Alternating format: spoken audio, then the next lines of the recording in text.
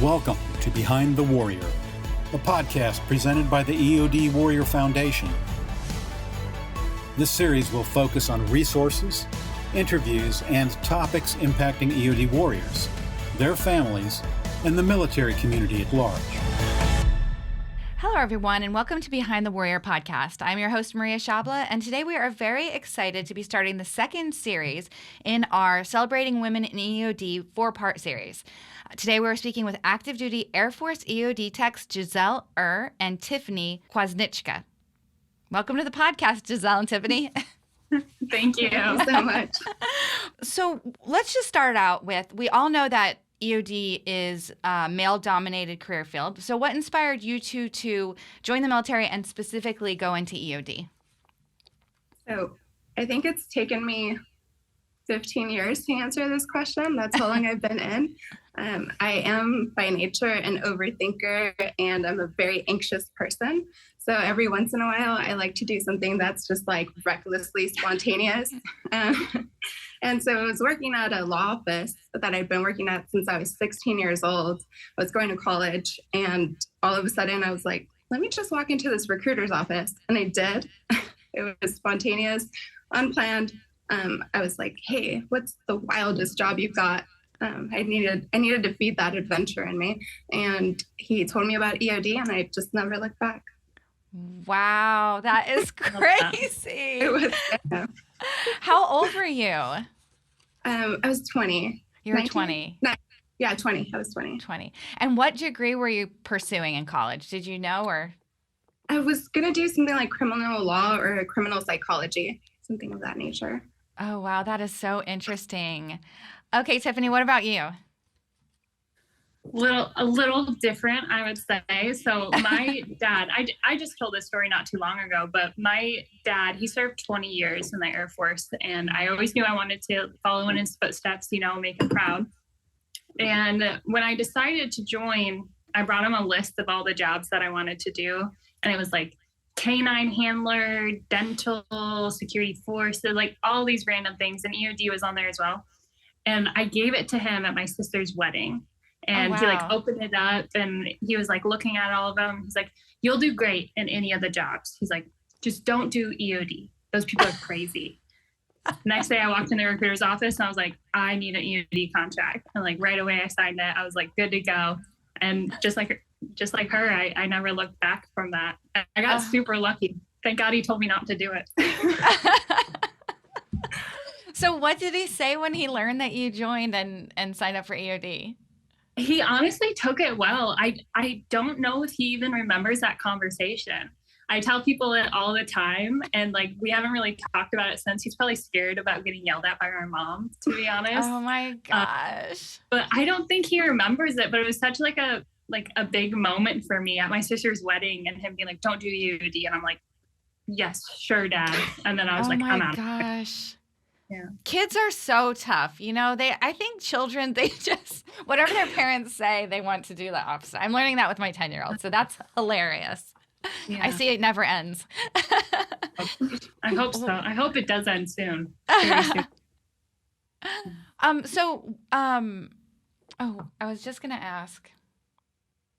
So what did your dad do in the Air Force, out of curiosity? He was a personnelist. Mm-hmm. So he had, he wore blues, what is it, every Monday and Friday or something? Like he was constantly dressed uniform. He loved it, but I wanted something a little bit more hands-on. Wow, definitely more hands-on. That is wild. How interesting. So can both of you share some of the career highlights that you have so far? You want to go first? Sure. That's a really tough question. In EOD, I've done things I never thought that I would do in my life.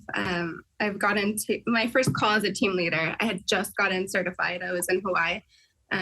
My first call was a call out to Wake Island. It's like a tiny little island in the Pacific. And I got to go there and blow up a World War II bomb. And just planning out the logistics of taking explosives over there and the shot, planning it from afar. It was a great challenge. So I've gotten to do that. I've also deployed to Afghanistan on a combat deployment, and that was just an experience in itself. I've gone to Kazakhstan, and I got to teach the Kazakhstan Army explosive safety, which was really cool as well. I mean, I've done so many things I'd never imagined I'd be doing that, especially as a person that was working in a law office for years, just like researching. So it's been super thrilling. Wow. And your current position now is what? So I'm the flight chief here at the EOD school detachment. So that has been also a highlight of my career. I get to forge these new warriors, and the best part about doing that is that I get to follow them and like seeing them go into their shops and have their own career highlights for the first time. That's the most rewarding thing. Oh, that's awesome. So Tiffany, what about you? I spent the first part of my career in little old mountain home, and I loved it. Like, I loved that base so much. We were all very close, and we were a range base, like a small range base. So just some of my favorite memories so far in my career has just been like out on the range all day, just completely miserable and loving every second of it. And just being out there with the guys, like all the airmen, you know, it was just such a good experience, just being miserable together. And then last year, no, it was 2022, I deployed to Saudi, and my best female friend in the career field just happened to get deployed there at the same time. So we met up halfway through my deployment, and it was just like 3 months of just her and I being like attached at the hip. And it was just luck, and it was great. Wow, that is really neat. I bet that doesn't happen that often. Yeah, I was very surprised. I was like, this isn't happening. You're playing a joke on me. And she's like, I will be there in 3 months. It's like, what? Wow. Oh, Yeah. Wow. Well, it's interesting to hear you both, share some of your roles that you've played and how just completely different. It sounds like there's so many different things that you can do in the career field itself. Yeah, absolutely. Very, very nice. And Tiffany, what's your role currently at the school? I am an instructor in the IEDs division. How do you like it? I love it. I'm still learning. I've been here for less than a year, so I feel like every day I'm learning something new, but I'm excited to go to work. And, that's not a feeling a lot of people get, but I wake up and I'm just like, I can't wait to get to work. I can't wait to get on podium and to teach the students. And I'm so happy here. I can't even tell you. That is awesome. Okay, so Giselle, you were one of the original co-founders of the Janes. Can you tell us how it got started and who are the Janes?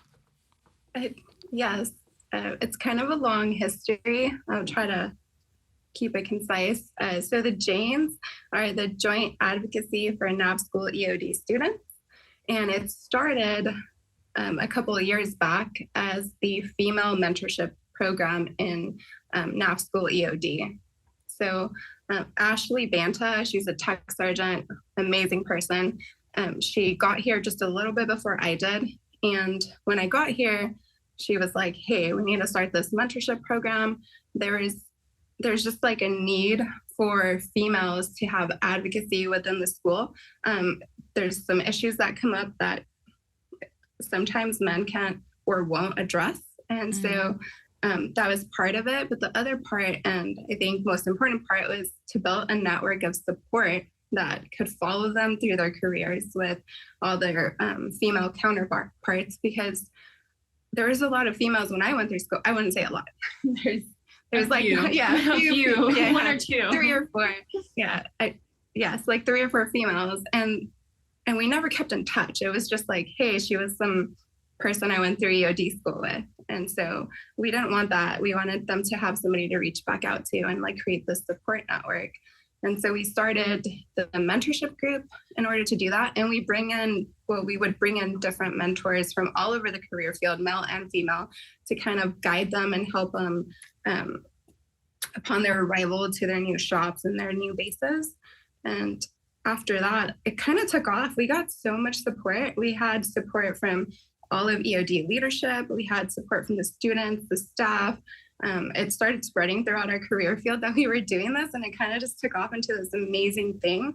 And so when Tiffany got here, we made it a joint program for all branches and all students. And so, because all students need that support, we still focus on our females, and we try to plan events for just females to kind of help them with female specific issues. But once a quarter, we'll do a joint like exercise or a mentorship thing to make sure that we're team building and focusing on teamwork.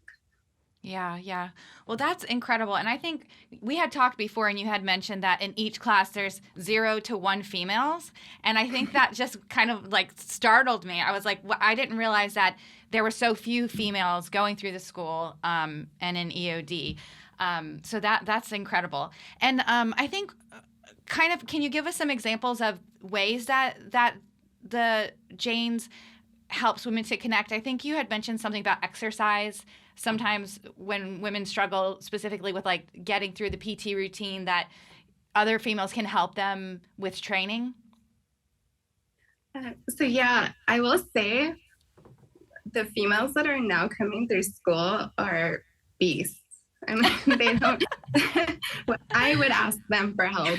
You know, oh my gosh. They carry their own weight, and they are amazing. Wow. Yeah, I think now that you mentioned that, it was like, was it that there was a change in the PT regulations maybe years ago, and that's when the women kind of got together to figure out how to kind of work through that? So that was on the badge wearer side, like the females that were already EOD techs. We didn't have a group like that for the females until the PT regulations changed. And a lot of us were individually struggling to meet these requirements. And we were like, well, the other females must be meeting them. But then when we got in a group chat, actually started by Ashley Banta, we realized everyone's struggling to do this. And I hate to say that because there's this like, I don't know, like this perception. Yeah, like this perception that females aren't meeting the standards, and that's just not true. We've been meeting the standards for 50 years. We've been holding our own in deployments and stuff, but all of a sudden the standards changed, and they were using bars that like were just not cohesive for small hands, right? So even our males with smaller hands were struggling with some of those requirements, and there was people in the career that weren't even passing the regular PT test that could totally knock these PT requirements out of the park because they had bigger hands. So we got together and we started like talking about like, how do we meet the standards? It wasn't like, hey, we need to make sure this isn't a standard. It was like, hey, how do we kick butt and meet these standards and do the job?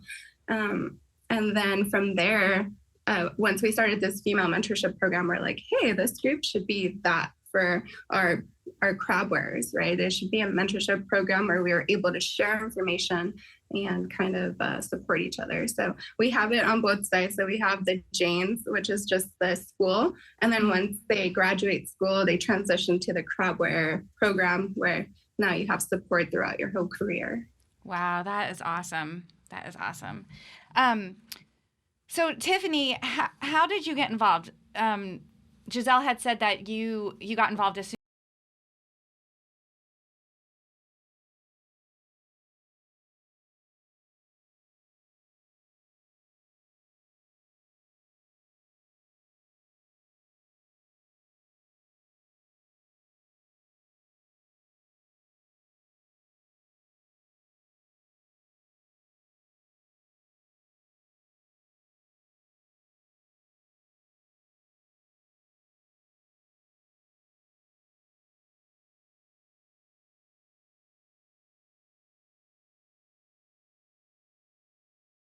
Orders, her hoping that I was coming and me asking her if she heard anything. But as soon as I got here, they connected me, and unfortunately Ashley had orders. She was leaving the schoolhouse, her time was up. So they immediately just rolled me into the program, and it's been one of the best experiences I've had. And I got connected that way. I just lucked out, basically. I got lucky. That's awesome. Well, can you each tell us a story of how you've seen it helping the students? Yeah, absolutely. So we actually did this for the Senior Leaders Symposium that EOD held, it was 2 years ago, I want to say. We had females that were that had been in the career probably like 10 years plus share their experiences of growing up in EOD. And then we had a testimony of all of our younger students that were going through the school, through this mentorship program, and then integrating into their flights. And it was a widely different experience. Females that had been in the career for 10 years plus felt like they had no support, no one to turn to. They felt like they were reinventing the wheel with every single thing that came up for female specific things, like the PT test and like postpartum healing for women that wanted to have babies, that kind of thing. And with the new students, it's just like a widely different, not new students, but new crowd wearers. It's like a widely different experience. They have this support network, and it's also a Facebook chat that's super active. So if you have an issue that you're experiencing, you can easily be like, hey, I just got pregnant, help me out. And there's like 20 people that respond automatically. So it's a very different experience from what I've seen. Wow. And so do you feel like most of the females in EOD are aware of the Facebook chat? And is it across all branches? So the one that we're referring to is Air Force females. Mm-hmm. And we do, as soon as they graduate EOD school, we add them into that group. So every EOD female is added into that group chat and is aware of that support system. For joint service, I don't think that there is one yet. I think that each service has their own form of that. Yeah. Well, and anybody listening, if there isn't one, then maybe somebody will be inspired by your page to start one. So that's great. Tiffany, how have you seen it help the students? I think I see it more on a day-to-day level since I'm out there at the range every day. I get to talk to the girls constantly if they're in the division or even the division that's connected to my building. And so every morning I'm just in the bathroom getting ready for work, and girls will come in and talk about like how much they love the program or ask me if we're going to have another event soon when the Warrior Foundation is hosting us for yoga. So thank you. It's nice to see them connecting. So with there being only one or zero females per class, it's nice when I'm walking through the division and the two girls that are in the division I see like off in the corner talking to each other, or like just building that friendship and that connection that I know as soon as they get out of the schoolhouse they're still going to be friends. And so it's great to see. It's really fulfilling just seeing that. That's awesome. Well, yeah, we're really excited to be celebrating women in the EOD. So I want to ask, what do you both enjoy the most about your career field? I think it's the people for me. I just love the people that I've gotten to work with and that I still work with. I believe that they're some of the most intelligent, innovative, funny. I mean, it's so entertaining you've gotten to interview so many EOD techs and they've just got a wicked sense of humor, right? So it's always just fun to come to work. You never know what's going to come out of their mouth or what things they're going to get creative with. And they're constantly making the career field better. It's amazing to see. Wow, that is so great to hear. Yeah, it is. It's such a small community, and you wouldn't believe how many times I hear people say that that's one of the things that they love the most about being in the EOD. So I think I'm going to steal Giselle's answer on that too. So it's honestly, I mean, I don't know what else I could say. It's the community. Like the people that I work with, they become more than just coworkers. Like these are my friends and my brothers, and they are my family right from the beginning. And the people that I work with, even just here that I've gotten to know over the last 8 or 9 months, they are some of the funniest people I've ever met, the smartest people, like Giselle said, but they are the hardest working people. They know when to like put their head down and just power through, and they're going to make me that person as well. They're very giving, and they're they're always supportive. Even when I have crazy ideas, I go, like, we have an instructor in our division, Tech Sergeant Finch. Every time I have an idea, I'm like, Finch, what do you think of this? And every single time he's going to tell me it's a good idea. Maybe even when it's not a great idea, he's going to support me no matter what. Like with the James program, he supports us all the time. And that's just the community that I want to be around. And I'm happy I found it. Oh, that is so awesome to hear. Very inspiring. Giselle, since the beginning of starting this program, how have you seen it evolve over the years? So it's been the support, right? So when we first started this program, I think there's a lot of people that were reluctant to support it or join it because it was they thought, or maybe they did, I don't know, I may be putting words in their mouth, but it was further dividing females from males to have just like their own mentorship program. But as we've been talking to like senior leaders and making them understand that all we want to do is like help that integration process or help make it easier for females to actually stay in, because a lot of females don't tend to stay in. They want families or they don't feel supported. And so we don't there's 50 years between the last female EOD chief and for Air Force and the newest one. So wow. Yeah, we just didn't have that retainability. And I feel that now we've got such a great support network. I mean, from the Warrior Foundation, from all of our leadership, even Chief Bass gave us a shout out. So I think it's been really awesome to see that growth.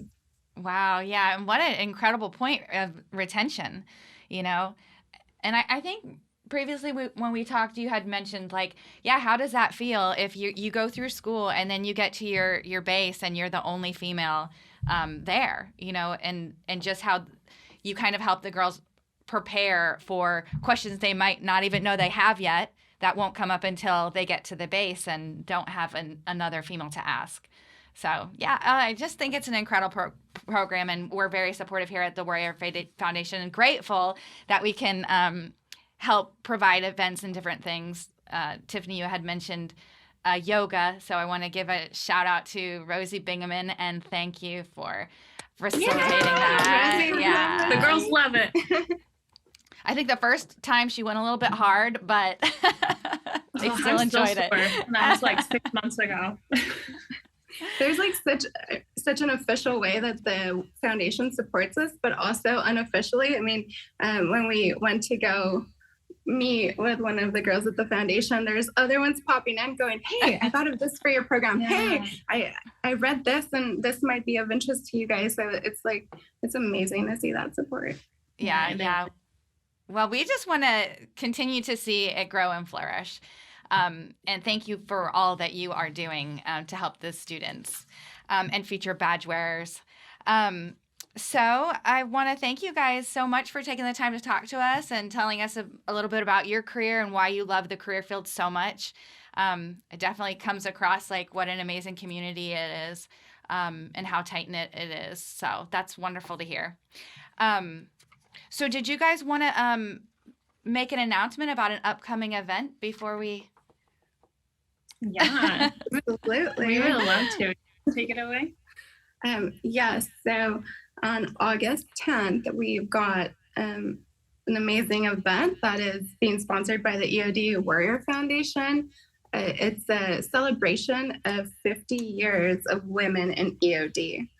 So if you guys didn't know, Linda Cox was the first female EOD tech, and it's not just Air Force female EOD tech, like across all services, just the first female EOD tech. And we were lucky to have her speak at one of our mentorship events. And most of our mentors are over Zoom. Obviously, we don't have quite the funds and like the means to bring them over here. But when we proposed the idea to Linda, she was like, I'll fly over there. I want to talk to these girls. I want to do this. So she came 2 years ago on her own dime to speak to our females. And it was just so meaningful.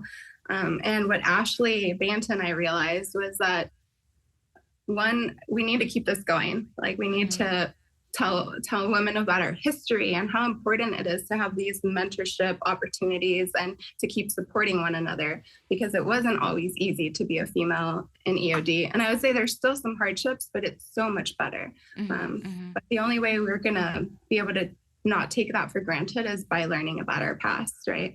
And then also that Linda didn't know just like how amazing she is. How much we fangirl over her. And she had no idea. And she is just like the best human being. And so immediately Ashley was like, hey, her 50 years in EOD is coming up. We should throw an event.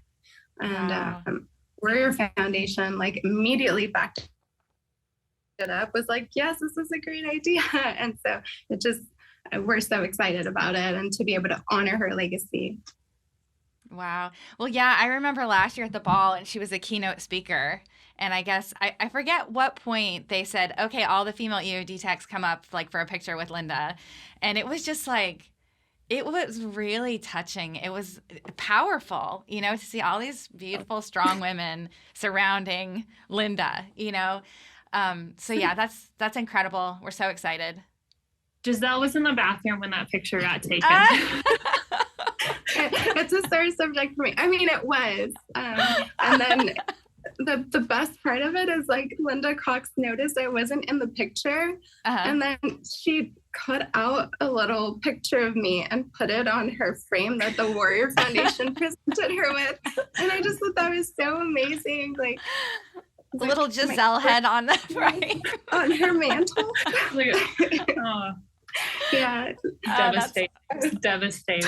That is hilarious. Oh my gosh.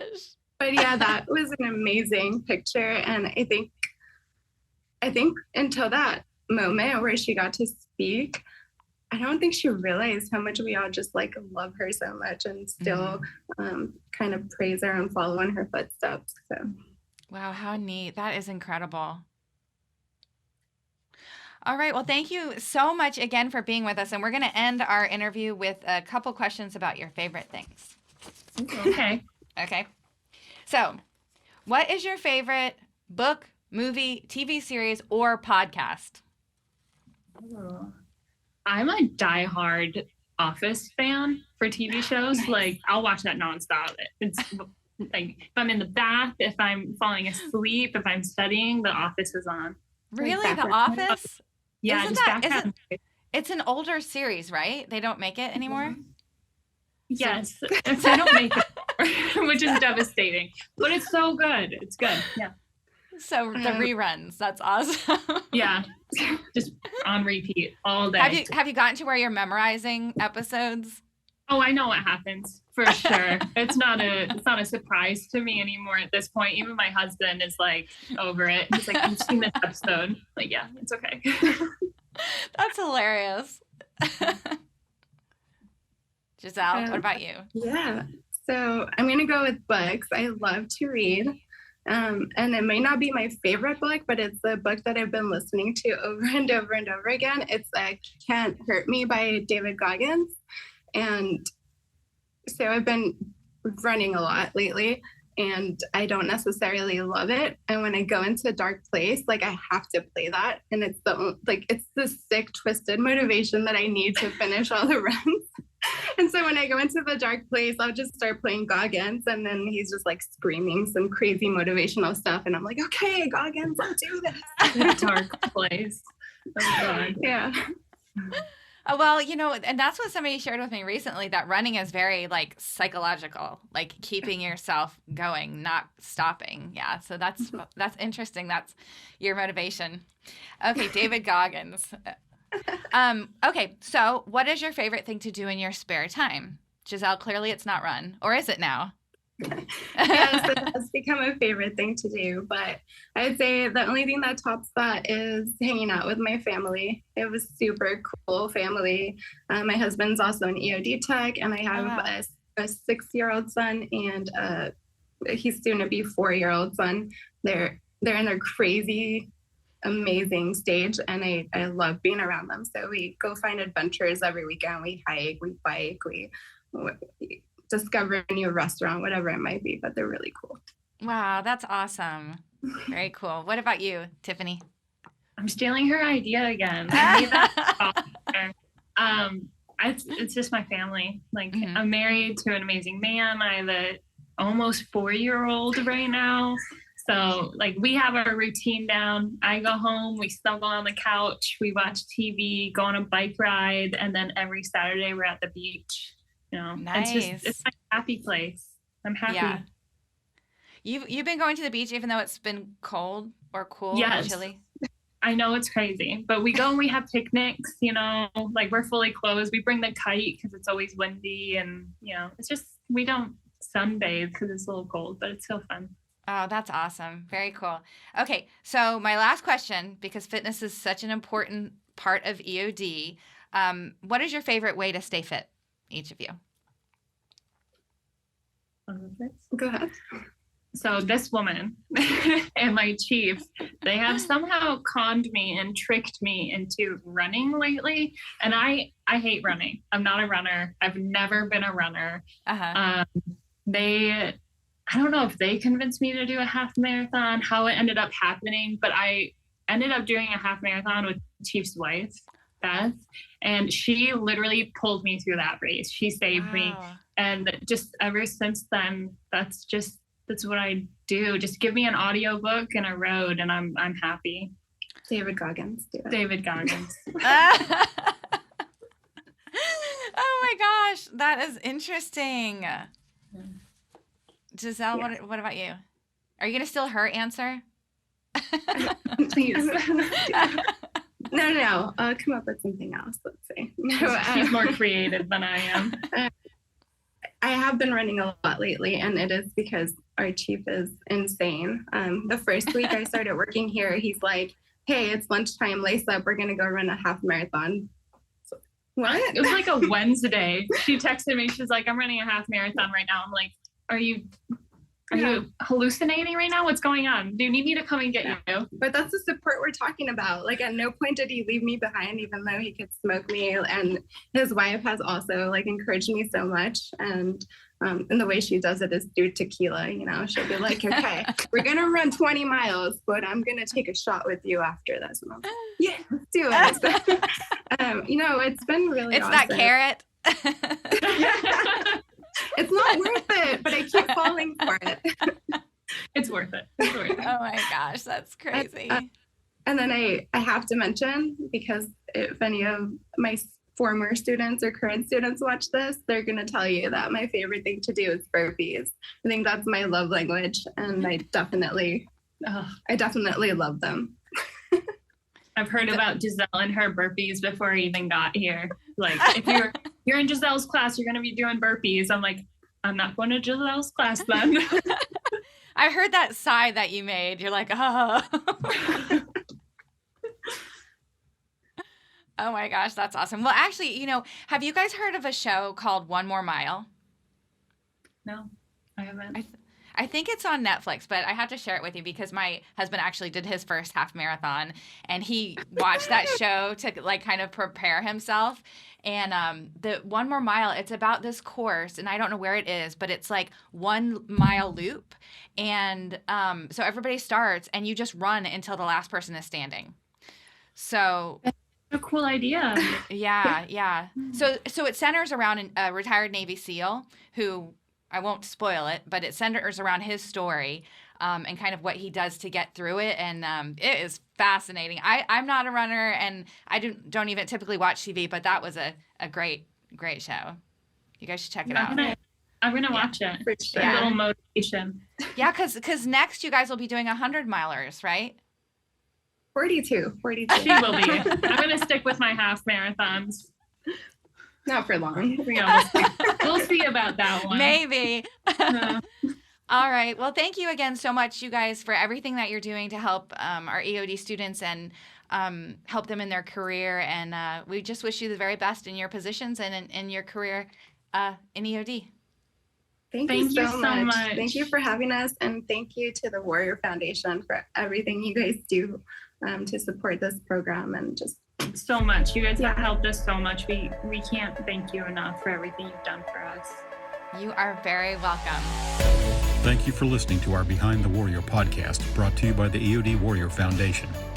The EOD Warrior Foundation is a 501c3 nonprofit organization serving the EOD community by providing financial assistance, scholarships, and providing hope and wellness resources for the active duty, reserve, National Guard, retired, and veteran EOD communities and their families.